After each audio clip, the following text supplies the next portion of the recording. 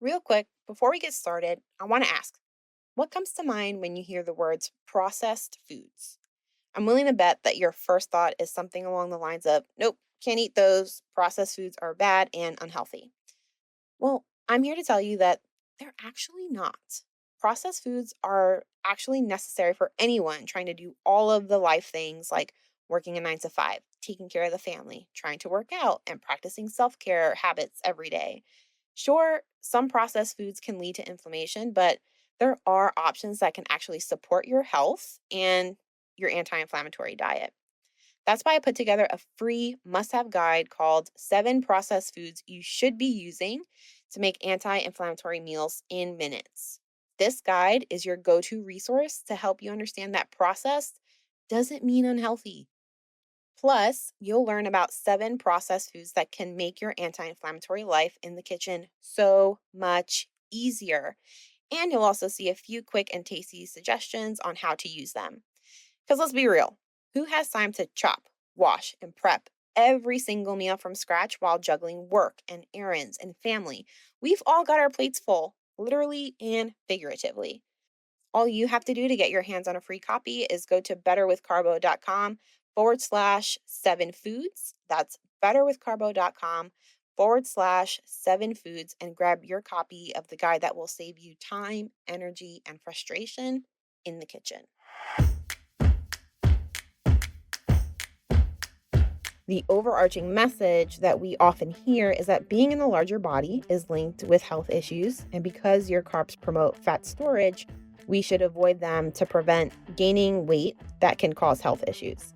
But if there's one thing you've heard me say repeatedly on this podcast is that nutrition is full of nuances. And while there are a lot of nuances and things that are flat out wrong with that message in and of itself, today, we're going to clear up the confusion around carbs so that you can look forward to eating them without guilt and know that you're eating carbohydrates and supporting your health at the same time.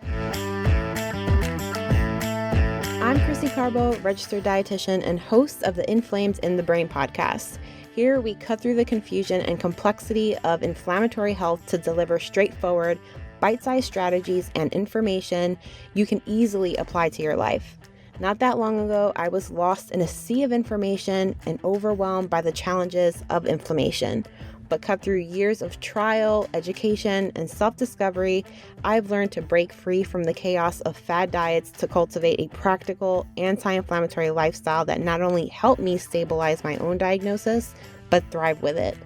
Whether you're an autoimmune warrior yourself, or you're just trying to have a healthier, uncomplicated life, you're in the right place. Together, we'll explore realistic strategies that can make a profound difference in your life. So if you're ready to embrace a simpler, healthier way to live, let's dive in, learn, and grow together. Welcome to the Inflamed in the Brain podcast. Let's get started.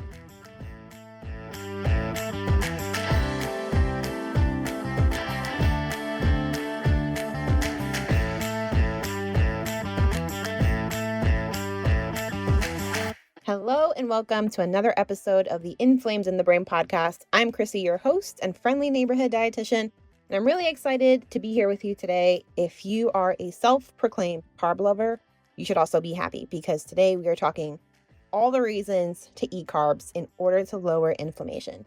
Maybe not all the reasons, but I'm giving you 5. I think this conversation is long overdue. If you're alive and living today and you're trying to improve your eating habits, you've probably heard and maybe even believe the idea that carbs are bad. As a dietitian, one of my favorite things to do is bust nutrition myths like this one and set the record straight. Carbs have earned this bad reputation mainly because of diet trends that blame them for weight gain and various health issues. It all started back in the 90s with low-carb diets like Atkins and more recently the paleo diet and keto diet. And these diets push this narrative that carbs spike your blood sugar and lead to fat storage. Now, there is some truth here. It's important to clarify that carbs naturally do elevate blood sugar levels.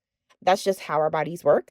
And yes, if you eat a high carb diet or more carbs than you probably should be eating on a regular basis, your body's going to use what it needs and store the excess as fat for later. So in case you ever run into this famine period of time where food is no longer accessible to you, It's just a natural thing that our body does. I won't get into the specifics here, but the whole carbohydrate to fat process is called lipogenesis, which literally means fat building.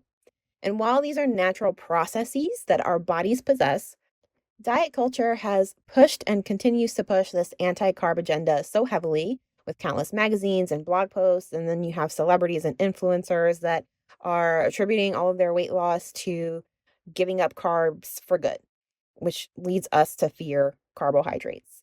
The overarching message that we often hear is that being in a larger body is linked with health issues. And because your carbs promote fat storage, we should avoid them to prevent gaining weight that can cause health issues. But if there's one thing you've heard me say repeatedly on this podcast is that nutrition is full of nuances. And while there are a lot of nuances and things that are flat out wrong with that message in and of itself, today we're going to clear up the confusion around carbs so that you can look forward to eating them without guilt and know that you're eating carbohydrates and supporting your health at the same time. And I want to start off by reiterating that not all carbohydrates are created equal. While I 100% believe there's a time and a place for all foods, ultra-processed foods and refined foods like cookies, chips, candies, cakes, sodas also fall into that carb category. And these are the carbohydrates that have very little nutrition, and research shows that these foods have direct relationships with metabolic disorders like high blood pressure, hyperlipidemia, or high cholesterol, weight gain, things like that.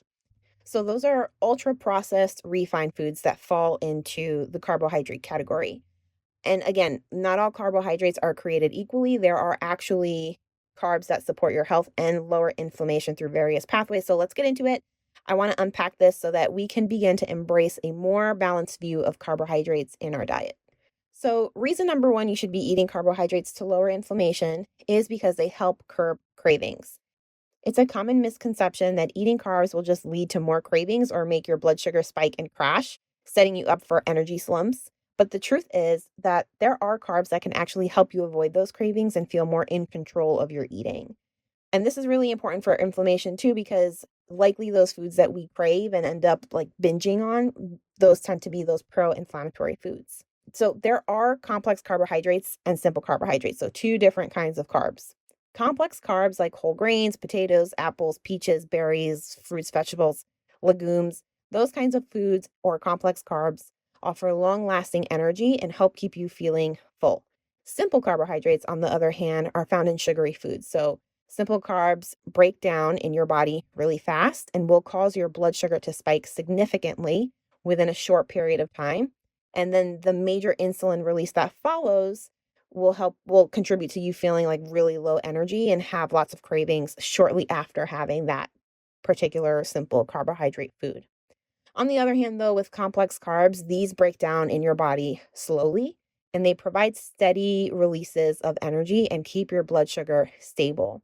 And this stability reduces the sharp peaks and crashes that often lead to cravings, especially those intense desires for like sweets and quick sources of energy when our levels dip.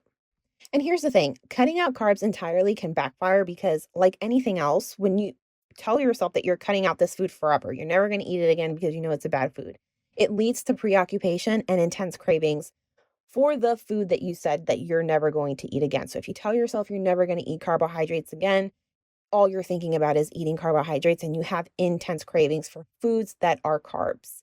And that's going to make it really hard for you to stick to your goals and feel satisfied. Plus, carbs naturally support serotonin, which helps improve mood and satisfaction. So you feel happier and more fulfilled after eating. And feeling satisfied is really key because it, again, prevents the need to overeat or constantly snack in order to feel full and satisfied, which can lead to inflammation. So the big takeaway here is that you need to eat your carbohydrates, but eat them in a balanced way. It'll help keep your blood sugar stable and the cravings in check, and it'll make it easier for you to stick to your anti-inflammatory habits for the long haul. Embracing carbs in this kind of way will help you avoid the restrictive cycle and just enjoy a happier, more sustainable approach to eating. Now, carbs can also help feed the good bacteria in your gut, and we all know that a healthy gut is crucial for managing inflammation. And I'm not necessarily talking about carbs like bread and pasta, but I'm placing a lot of emphasis on carbs like Fruits, vegetables, and oats. These foods contain the fiber that you need to maintain those populations of beneficial gut bacteria. And why is fiber important? So, fiber acts as food for those beneficial bacteria in our gut. When these bacteria digest fiber, they produce short chain fatty acids, which are anti inflammatory compounds. These short chain fatty acids support the gut lining, reduce inflammation, and help maintain a balance of good gut bacteria and a healthy microbiome, which in turn will support immune health. And we need really good immune health if we want to get rid of chronic inflammation. Since our immune system is largely influenced by the health of our gut, this process is really important for keeping inflammation under control, especially in chronic conditions. Some examples of fiber rich foods, I know I mentioned like fruits, vegetables, and oats, but things like apples, berries, carrots, oats, chickpeas, lentils, these are all going to fuel those beneficial bacteria. Whole grains like brown rice and quinoa are also really great sources of fiber that are going to feed that good bacteria as well and also help support digestion. So, when you incorporate these types of fiber rich foods in your diet, you're not only supporting your gut health, but also helping your body manage inflammation. And when your gut bacteria are well nourished, they are better equipped to create the compounds your body needs to keep inflammation in check. Now, we all know exercising and moving your body can also help mediate inflammation, and eating enough carbohydrates can give you the energy that you need in order to stay active. If you are really struggling to find the energy to work out, you may need to add a few more carbs into your diet. When you fuel up with carbs, you're providing your body with its preferred energy source for physical activity. When we eat carbohydrates, they break down into glucose, which is either used up immediately for energy or it's stored in your muscles as glycogen. Think of glycogen as like a reserve tank of fuel that your body can tap into whenever it needs energy. And your body will tap into that, especially when you're moving around a lot and you're exercising and you're doing high intensity exercises. This accessible energy is really important to keep up with regular physical activity, whether it's a morning walk, a intense workout, a gentle workout, or even just playing with your kids. Movement plays a key role in reducing inflammatory markers in the body. Studies show that even gentle exercise can have anti inflammatory effects. Physical activity also stimulates the release of anti inflammatory proteins that improve circulation. So, everything is moving, and the improved circulation will also help keep inflammation in check in the long term. Tons of people also think that carbohydrates are just like bread, pasta, rice. Most people think carbohydrates are just those grains, but fruits and vegetables are also carbohydrates. And anytime I tell people, like, if they say that they're doing a no carb diet, and I'm like, well, are you eating broccoli? Are you eating cauliflower? Are you eating salad? Okay, those are also carbohydrate foods. So you're not having any carbohydrates. You're just avoiding grains. But going back to my point here, so a lot of people think that carbohydrates are just bread, pasta, rice, and other grains, but fruits and vegetables are also carbs. And what's good about these particular carbs are really important for fighting inflammation because of their antioxidant content. Antioxidants are compounds that neutralize free radicals in your body. Free radicals are unstable molecules which will cause oxidative stress in your body. This stress can damage cells and lead to chronic inflammation that is related to a bunch of health issues. When you eat carb-rich foods that are high in antioxidants, you're helping your body reduce oxidative stress and in turn reduce inflammation.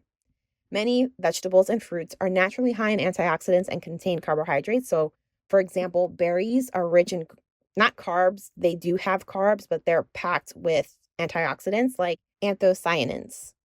And anthocyanins protect cells from damage. Sweet potatoes also offer a really good source of beta carotene. Sweet potatoes are also a complex carb. Beta carotene is an antioxidant that's converted into vitamin A, and that supports immune health. Leafy greens like spinach, kale are also loaded with antioxidants like vitamin C and vitamin E, which will help repair cellular damage and reduce inflammation. These foods don't just provide carbs for energy, but they protect your cells and support your anti inflammatory health. Finally, carbs help support sleep, and we need quality sleep in order to lower inflammation. And this is a big anti inflammatory habit that so many people overlook. I think because of our hustle mentality these days, where people are compromising sleep in order to stay up late to meal prep or staying up late to work, or you might go to bed at 1 o'clock in the morning, but then you're waking up at 5 o'clock so that you can exercise. Sleep is a really, really big anti-inflammatory habit that a lot of us don't even acknowledge, but it is super effective with lowering inflammation. Sleep is when our bodies repair and rejuvenate. So getting enough restful sleep, like good quality sleep each night, is crucial for managing inflammation and healing from it. Complex carbohydrates increase the availability of an amino acid called tryptophan in the brain. Tryptophan is important because it's a precursor to serotonin and melatonin, two hormones that play a really essential role in relaxation and sleep. Serotonin is also known for promoting calmness, and melatonin helps regulate our sleep-wake cycles, making it easier to fall asleep and stay asleep. And by introducing or including complex carbs into your diet, you're essentially giving your body the building blocks it needs to produce sleep that is restful and that's going to support your hormones naturally. Stop spending money on those expensive melatonin habits and just eat some carbohydrates. Foods like bananas, oatmeal, potatoes, these are really great foods for you here.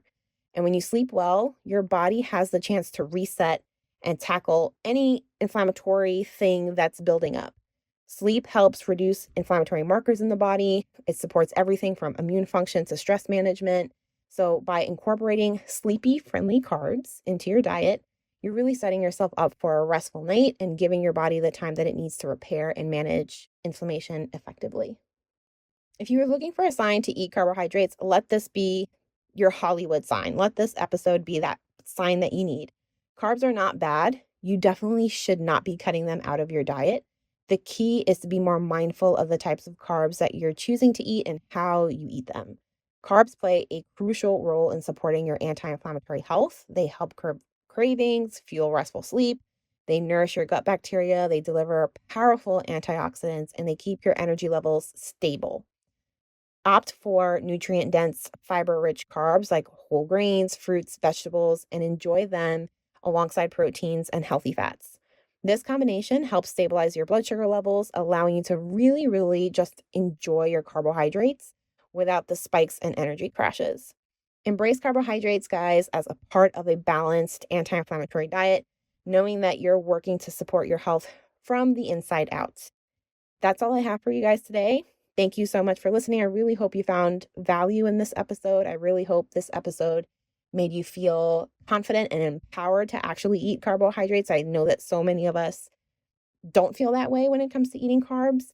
But if you did find value here, please share this episode with a friend, leave a review, and reach out to me on Instagram. I'm at Better with Carbo. I'm always looking to keep the conversation going, answer any questions that you might have from this episode.